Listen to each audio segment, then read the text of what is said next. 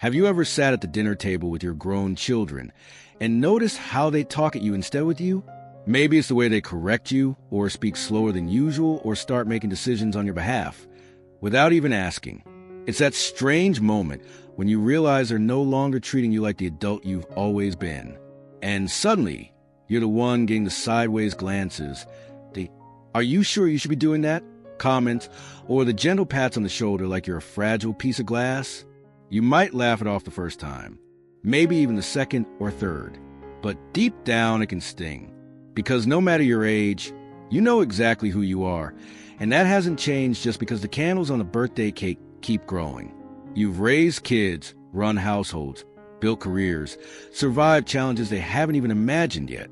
And now they treat you like you don't know how to use a microwave, or can't be trusted to drive to the store alone. If that sounds even a little familiar, you're not alone. Many people over 60 find themselves in this confusing shift.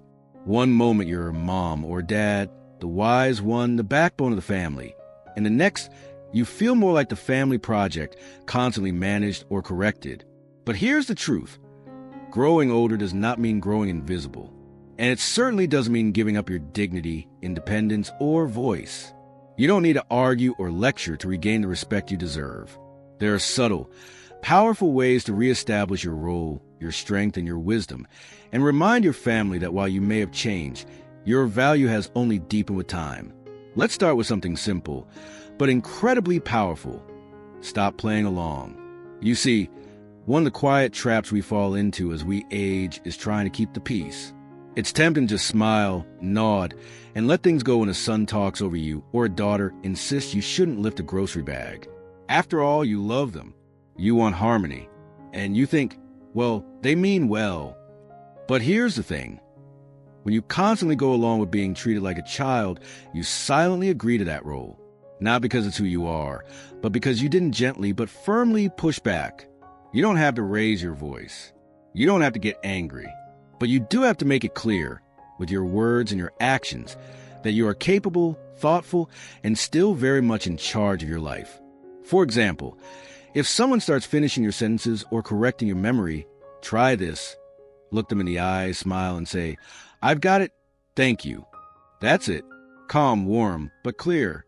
Or if your adult children try to make a decision on your behalf, say, booking you a doctor's appointment without asking. Respond with, "I appreciate you looking out for me, but I'd like to handle that myself." It might surprise them at first. They may even resist. But when you begin showing up with quiet confidence, they start seeing you differently. Respect isn't demanded. It's modeled. Now, another important thing to remember is this. Stay active in your own story. So often, when families start treating someone like they're less capable, it's not always out of malice. It's often out of assumption. They see you slowing down a bit, forgetting something once in a while, or asking for help with technology, and their brains leap to conclusions. Mom's getting old. Dad can't handle this anymore. That's when it's time to remind them, and yourself, who you really are. Staying active doesn't mean running marathons. It means keeping your hands in your own life. Keep your routines. Manage your schedule. Cook a meal. Drive to the market. Start a new hobby or take a class online. Show up with your own decisions and plans. And talk about them. When your family hears you say things like, "I'm taking a watercolor class at the community center," or "I plan a weekend getaway with my old friends," it shifts the way they see you. Suddenly, you're not the one being taken care of. You're the one still living, still choosing, still growing. That's powerful, and it works wonders for your confidence. 2, when you actively shape your days, no matter how big or small, you stay rooted in your identity. You're no longer just a grandparent or a retired professional or a person on the sidelines of family life. You're a vibrant whole human being, and that energy, that spark, demands respect without you ever needing to raise your voice. Sometimes, all it takes is one small change. Saying no when someone tries to do something for you that you're perfectly capable of doing yourself. Or taking the lead in a conversation rather than waiting for your turn. Even something as simple as dressing in a way that makes you feel proud and put together can shift the energy in the room. Because when you treat yourself with dignity, others often follow suit. Now, if you've done these things and you still feel dismissed or belittled, don't give up. Regaining respect is not a one-time fix. It's a gentle but steady reclaiming of space. And you absolutely deserve that space. Let's talk about another simple but life-changing way to reestablish that respect.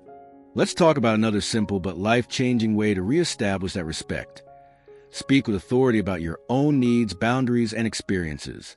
This one's often overlooked, especially because so many of us were raised in generations where keeping quiet, being polite, and putting others first was just a norm. But silence, especially in the face of being dismissed, can slowly chip away at your sense of self. You might find yourself brushing things off.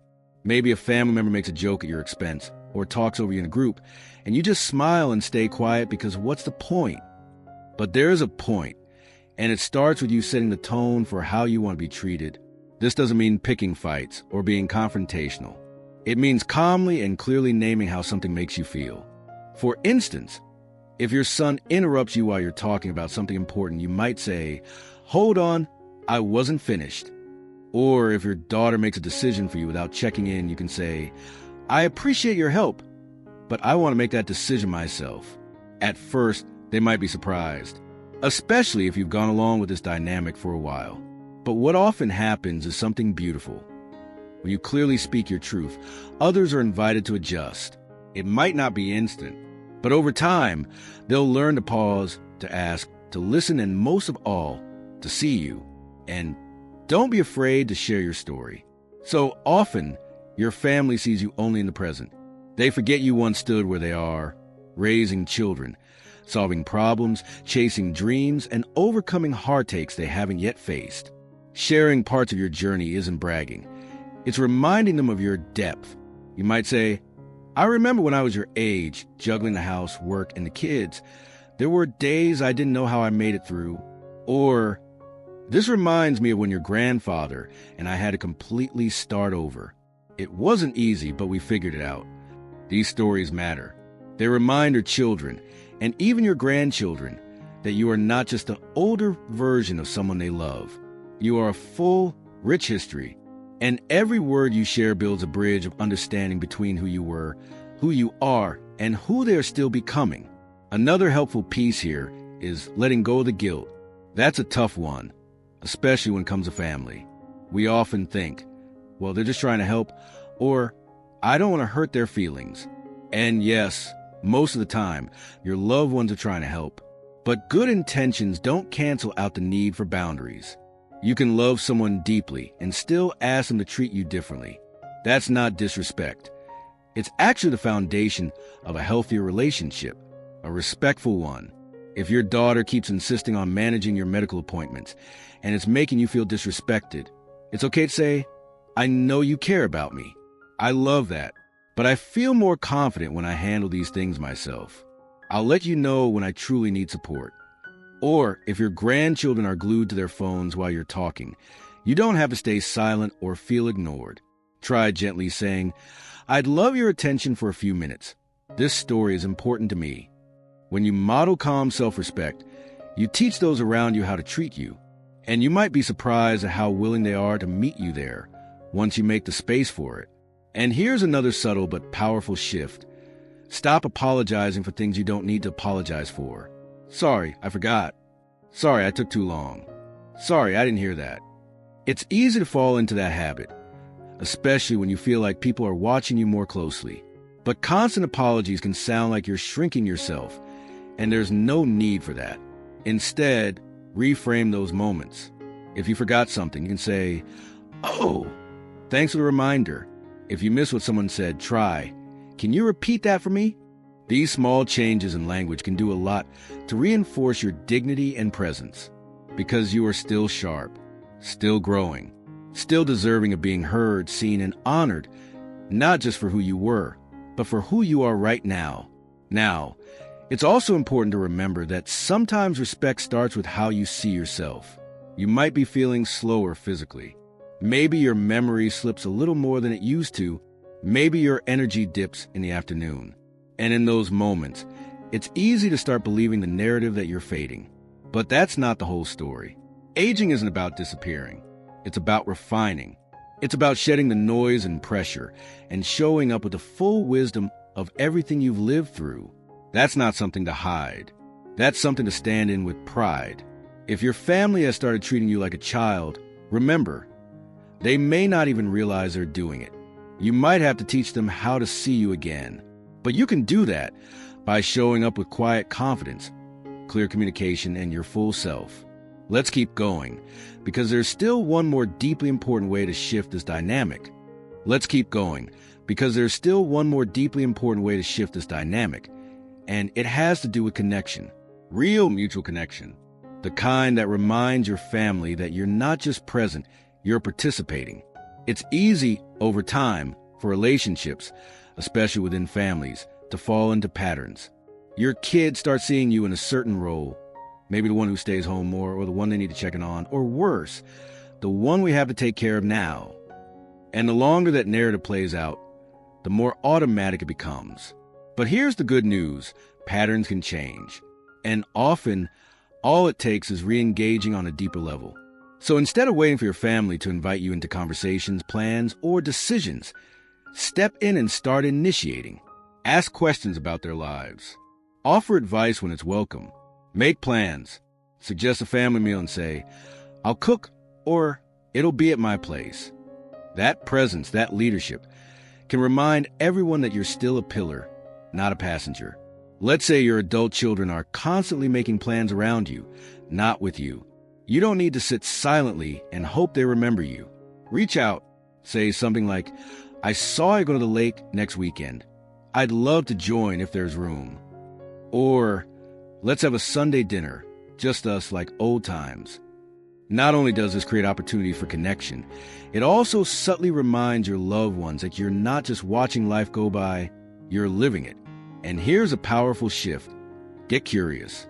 Ask about what they're passionate about now, their goals, their struggles.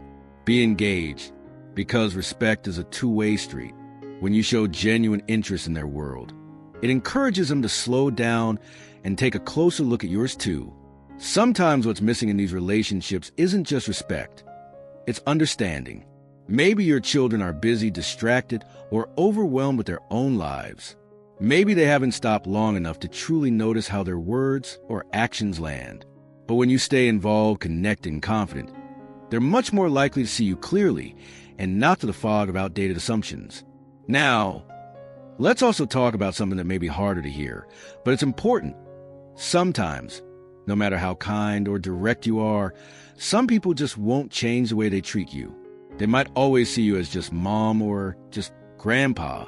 And no matter what you say or do, the dynamic stays stuck. That can hurt, and it's okay to feel that. But even then, your worth isn't up for debate. When that happens, when your efforts aren't met with openness or change, the best thing you can do is stop waiting for their validation. Instead, surround yourself with people who do see you. Friends, community members, people who light up when you walk in a room, people who value your experience and your voice. Because when your identity is rooted in how others treat you, it wobbles every time they fall short. But when it's rooted in your own knowledge of who you are, no one, not even family, can take that away from you. You've earned the right to be respected, not just because of your age, but because of your strength, your lived experience, your compassion, your wisdom. These things don't fade, they deepen. So speak with clarity, walk with confidence, participate with joy, set boundaries without guilt, and never, ever feel like you need to shrink just to make others comfortable. Your presence, your voice, your decisions, they matter more than you might know. And as we wrap up, let's take a moment to revisit something truly important. Not with a list or a summary, but with a feeling. The feeling that no matter how the world shifts, you are still the author of your own story. You're not a background character in someone else's life. You are the main character in your own. And that story is still unfolding, still beautiful, still filled with possibility. So if you've been feeling overlooked or underestimated, or just plain frustrated by the way your family interacts with you, take heart. You can change the tone of those conversations. You can reclaim your voice. You can gently, but firmly, reshape the dynamic into something healthier, more respectful, and more fulfilling. It's not about demanding power or pushing people away. It's about standing tall in the quiet strength you've carried all your life and letting that strength be seen again. You've got this. You always have. And if this message resonated with you, if you've ever felt like your family's treating you more like a child than the strong, capable adult you are, go ahead and share your thoughts in the comments below. You never know who you'll inspire by simply speaking your truth.